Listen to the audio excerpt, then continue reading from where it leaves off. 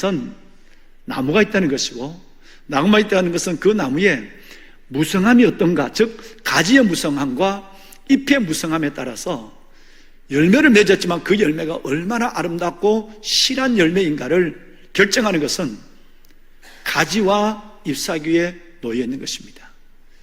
만약에 여름에 가지가 무성하거나 가을이 될 때에 벌써 일찍이 낙엽이 여러분 나무가 잎을 버려버리게 된다면, 떨어지게 된다고 한다면 열매가 가지에 감나무처럼 달려있다 할지라도 이 열매는 감나무를 제외하고는 별로 당도가 없습니다. 맛이 없습니다.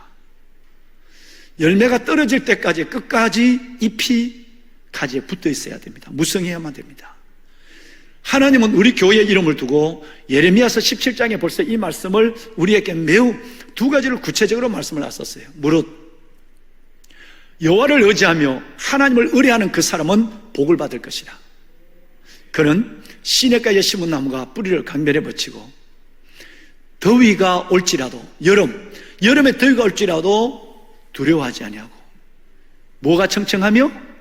잎이 청청하고, 가무는 해에도 걱정이 없고 결실이 그치지 아니함과 같아 라고 말씀했어요. 여기에 열매를 끝까지, 열매가 떨어질 때까지, 열매를 딸 때까지 두 가지가 필요하다는 것을 말합니다. 여름에 그 뜨거운 여름, 아까도 릴케예 씨의 지나간 여름은 위대했습니다. 우리는 더위를 쫓느라 바빴지만 하나님은 이 어마어마한 열매를, 이 어마어마한 자연을 만들어 가느라고 하나님은 위대한 손길을 보냈다는 거예요. 형이상학적인 시죠, 이 시가. 그처럼 더위의 그 무더운 여름 속에서도 나무와 잎사귀는 무성해야 되는 거예요. 더운 여름에 말라버리면 가을의 열매는 볼품이 없어지게 되는 것입니다. 또 사랑하는 여러분, 가뭄이 온다면 가뭄은 해도 걱정이 없어야 돼요. 그래야 가지와 잎이 무성해져야 그 안에 있는 열매가 실한 열매고 달고 맛있는 열매가 주어지는 것입니다. 혹시 가을 들녘을 지나가시면서 이걸 한번 유심히 보십시오. 별을 뵐 때가 됐는데, 어제 제가 우리 형님과 통화를 하면서, 형님 별을 언제 뵈지요? 아직은 좀 있어야 될 것 같다. 다른 데는 다 별을 뵀어요.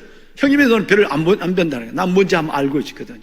별을 뵈면 이 코로나 상황이 2주에 좀 열리면 온 성도들에게 한번 국밥이라도 한번 드리면 어떨까? 그래서 내가 어제 물어봤어요. 그랬더니 아직은 열흘 정도는 볕발을 더 주고 싶어. 자기가 주나? 하나님이 주는데 주인이 베지 않겠다는 얘기야. 여러분, 벼를 보면서 제일 맛있는 벼는 어떤지 아세요? 벼가 이렇게 이삭을 밀어냅니다. 2주 만에, 14일 만에 이 밀어낸 이삭이 절사를 합니다. 고개를 숙여요. 이때에 이삭이 고개 숙이는데 그 이삭 뒤에 한 개의 볏잎, 새파란 볏잎 하나가 끝까지 서 있는 논을 보시면 그 농사는 정말 잘 된 거예요. 그 벼는 기름이 자르르 흘러요. 벌써 식사하시고 싶죠? 논을 보실 때 여러분 벌써 벼는 누렇게 절사했는데 잎은 말라 비틀어져 버리고 벼때도 다 말랐어 하면, 이런 벼는 밥을 해도 사래기밥이 생기고 기름기가 없어요. 마지막 벼가 별 때까지 파란 한 대, 이삭 하나의 잎만 하늘을 향하여 좁비하게 서 있으면 이 푸른 잎사귀가 마지막까지 그 벼를 연글게 만들어서, 여러분 소출도 많아지고 밥을 해놓으면 여러분 그저 맨밥만 먹어도, 김치에서 먹어도 맛있어요.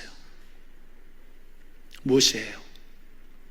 연근 열매를, 아름다운 수고의 결산을 내가 가지려면 여름 내 지냈던 그 나무 가지와 잎사귀가 무성해야만 되는 거예요.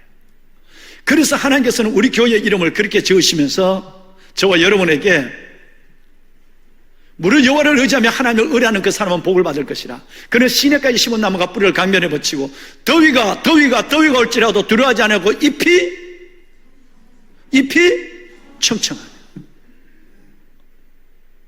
가뭄은 해도 걱정이 없고 결실이 그치지 아니함과 같으니라. 할렐루야.